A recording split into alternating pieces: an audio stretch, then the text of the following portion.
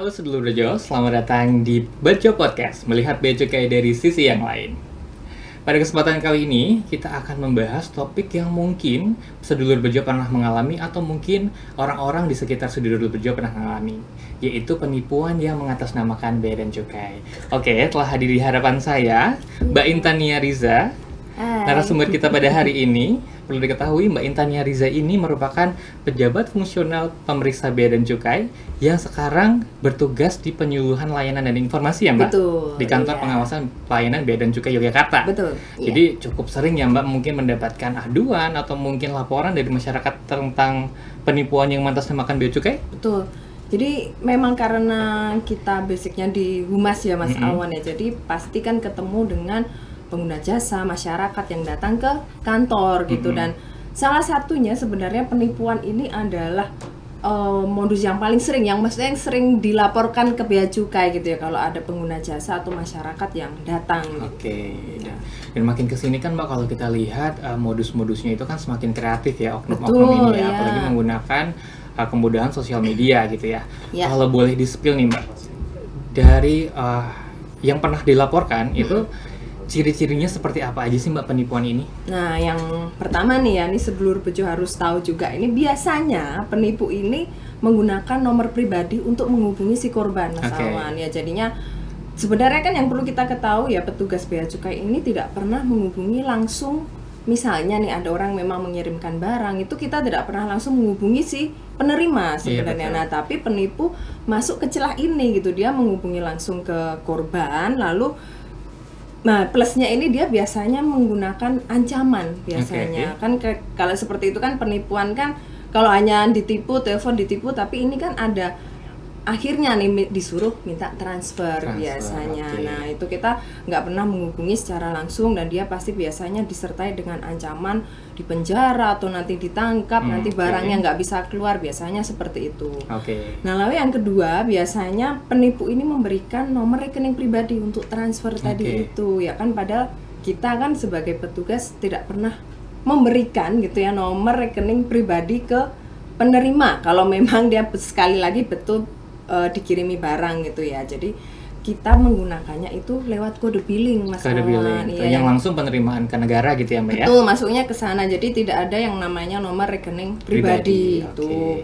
Lalu yang ketiga biasanya kan, nah ini yang tadi aku sampaikan ya, biasanya itu kan modusnya kan barang kiriman nih, yang biasanya mengatasnamakan bea cukai itu pakai barang kiriman. Biasanya penipu ini satu, tidak menyerahkan atau tidak memberikan nomor resi ke penerima barang gitu kan. Padahal kan harusnya ada dong ya nomor resi, kalau kita misalnya beli gitu kan juga pasti dikirim ada nomor resinya, itu tidak diberikan.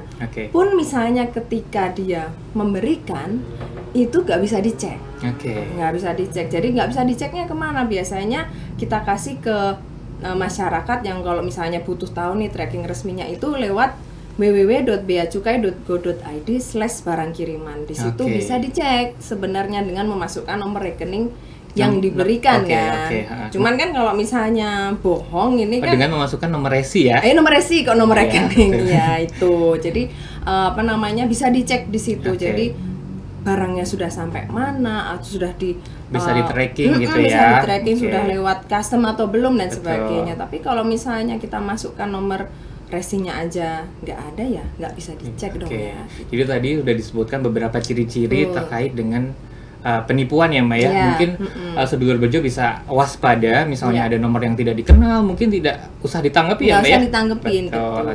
Nah tadi kita udah ngomongin tentang ciri-ciri. Nah selanjutnya kita mau ngomongin tentang modus-modusnya Mbak. Modus-modus apa saja yang sudah berkembang gitu ya. Karena makin kesini kayak modusnya semakin banyak gitu ya, makin kreatif sekali para oknum-oknum ini. Mungkin bisa dijelaskan Mbak. Kalau yang modus nih yang paling banyak diterima oleh khususnya bea cukai Yogyakarta itu yang pertama ini namanya love scam. Jadi love scam ini modusnya adalah modus kenalan melalui media sosial, Mas Awan. Jadi kalau ini ya mohon maaf, ini banyak yang menerima nih ya, yang datang itu biasanya perempuan. Mas. Ini kita nggak membedakan gender ya sebenarnya ya. Cuman kan biasanya mungkin dirasa penipu ini yang paling gampang nih gitu ya. Perasaannya diombang-ambingkan itu dari perempuan gitu. Yang kenal mungkin dari sosial media. Betul ya gitu. Jadinya entah mereka nanti mengakunya dokter, entah mengakunya tentara, pilot gitu ya dari luar negeri, mereka pengen kenalan langsung ada yang habis itu. Nah, lucunya kalau bukan lucunya ya fun fact-nya nih kalau di modus kenalan ini mereka nggak langsung dalam jangka yang singkat gitu ya. Jadi mereka memang membangun emosional dulu ke korbannya. Semacam gitu ada PDKT-nya ya Mbak ya? Iya betul. Biasanya rata-rata yang kita tanya kan udah kenal berapa lama, itu biasanya 2 minggu, sebulan gitu. Ada yang sudah pernah mungkin berbulan-bulan, yang pernah kita datang itu udah 3 bulan. Sebenarnya tuh lama banget ya gitu ya kalau mau nipu. Cuman ini yang diambil oleh penipu ini biar apa? Ketika dia mau melakukan penipuan itu, mau melakukan mau minta transfer dan sebagainya, itu korbannya ini biar percaya banget nih kamu tuh nggak ditipu gitu loh. Kita kan udah berhubungan sekian lama loh, masa kamu nggak percaya itu? Dan memang yang paling sulit untuk istilahnya disadarkan ya Mas Awan ya, itu nanti kalau misalnya ada masyarakat yang mengadu ke kita itu adalah modus ini gitu, karena mereka pasti ada fase denial ya gitu kan, karena nggak mungkin ini karena yang mungkin bohong. udah ada semacam keterikatan emosional gitu ya. Bener itu tadi gitu. Jadinya ya susah kita mau masuk menjelaskan, oh jadi yang nipu ini orang lain ya, bukan teman saya itu kan, bukan yang saya kenal itu, pasti itu yang pertama kali. Kalau selain love scam Mbak, ada modus lain nggak kira-kira? Selain love scam ini juga banyak nih ya terjadi, itu dengan iming-iming barang murah atau biasanya sih handphone ya gitu, handphone black market dari bea cukai gitu ya, dan biasanya ini diperjualbelikannya secara online.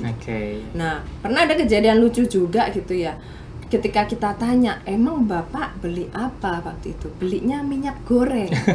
Masalah, jadi belinya minyak goreng, tapi memang murah pada waktu itu, memang pada waktu langka ya, waktu itu minyak goreng. Jadi bapaknya ini memang nyoba lah gitu, karena murah kita coba dulu gitu. Dia beli minyak goreng tersebut dalam negeri sebenarnya gitu, cuman ya itu tadi mengatasnamakan bea cukai. Padahal bea cukai kan kita mengawasinya perdagangan luar negeri ya, internasional gitu ya, bukan yang di dalam negeri. Perdagangan gitu, dari negara satu ke negara yang lain. Bukan antar pulau ya Mbak ya. Antar pulau ya, nah itu antar kota gitu ya. Ini antar kota dengan mengatasnamakan bea cukai itu juga pernah terjadi, dan itu banyak juga gitu, karena dengan iming-iming barang murah tadi. Nah, kalau tadi kita akan ngebahas tentang modus-modus penipuan yang mungkin menimpa ke masyarakat secara umum gitu ya Mbak ya. Nah, kira-kira untuk saat ini atau pernah nggak sih ada modus penipuan yang targetnya itu adalah perusahaan atau mungkin pengguna jasa dari Bea Cukai Yogyakarta Mbak?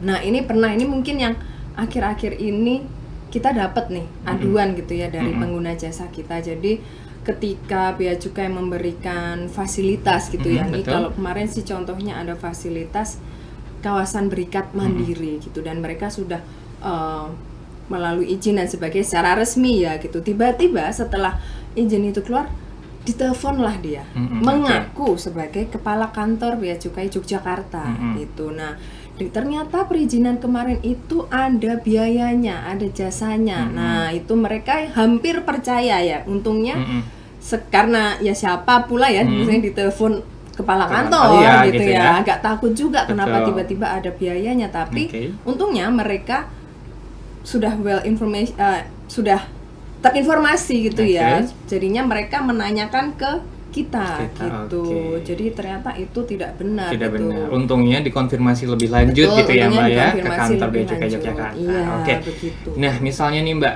kita itu mendapat pesan misalnya dari orang yang tidak dikenal dan mungkin terindikasi penipuan gitu.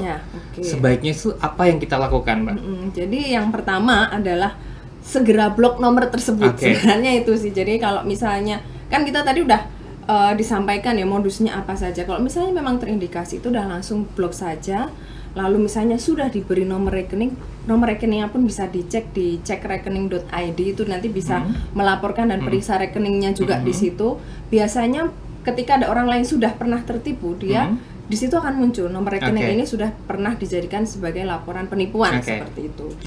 Lalu yang kedua, sama seperti tadi, tanyakan verifikasi langsung ke Bea Cukai seperti itu ya. Jadi kita banyak sekali, maksudnya di sini pun juga sudah tersampaikan gitu ya, ada media sosial, kita boleh tanyakan ke kita gitu ya, apakah ini penipuan betul atau tidak informasinya seperti itu. Lalu laporkan ke pihak yang berwajib. Betul, kalau misalnya ini sudah terlanjur transfer.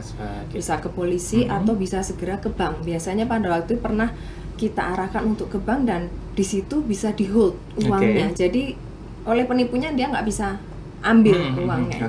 Itu bisa dilakukan seperti itu. Lalu yang keempat, ini kami mohon sama sedulur bejo ya untuk menyebarkan informasi tersebut. Kalau misalnya memang sudah ada atau dia sendiri yang kena penipuan, mungkin bisa disebarluaskan agar tidak terulang. Gitu sih. Mungkin ini yang pertanyaan selanjutnya, kalau dari Bea Cukai Yogyakarta sendiri, Mbak, apa saja sih yang sudah dilakukan untuk mungkin mengurangi atau memberantas dari penipuan yang mengatasnamakan Bea Cukai ini, Mbak? Ya.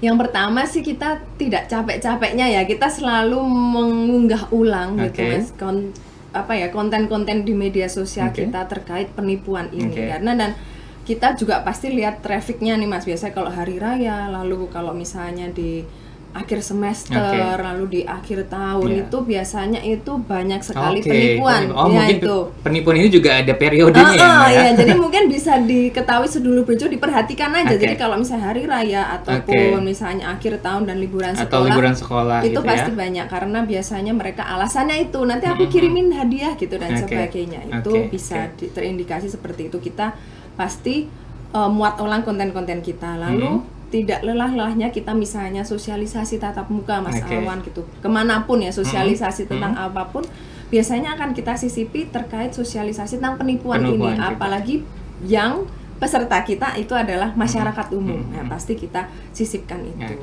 Itu sih. Mungkin closing statement dari Mbak Riza terkait dengan banyak yang mungkin sekarang marak sekali ya di mana-mana ya gitu ya, makin banyak gitu ya. Jadi sedulur bejo, misalnya ada pihak yang menghubungi atau mengaku dari Bea Cukai, segera putuskan komunikasinya. Jangan langsung percaya, verifikasi ke Bea Cukai gitu ya. Dan untuk memastikan informasi tersebut, kami membuka kanal-kanal resmi kami, ada di Instagram, ada bisa lewat WhatsApp, ada Facebook juga, nanti bisa menghubungi langsung ke kami atau ke Bravo Bea Cukai 1505225. Di situ bisa melakukan pengaduan secara langsung ya. Jadi kita sama-sama menjadi masyarakat yang cerdas juga. Jadi cek dulu sebelum transfer, lalu juga saring dulu sebelum sharing lagi nih, nanti bicara lagi ke temennya juga. Itu jangan mudah percaya pokoknya, dan kita harus waspada. Dan juga dengan adanya kita harus meningkatkan literasi digital kita ya gitu, dengan banyaknya konten media sosial, nanti semoga kita juga semakin teredukasi, bukannya malah tertipu gitu. Dan kita sebagai Bea Cukai sendiri, kami hadir untuk melayani,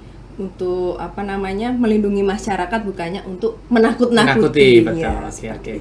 Oke, luar biasa sekali ya podcast kita pada hari ini. Terima kasih Mbak Intania udah menjelaskan banyak ya terkait dengan penipuan yang mengatasnamakan Bea dan Cukai. Sehat selalu Mbak.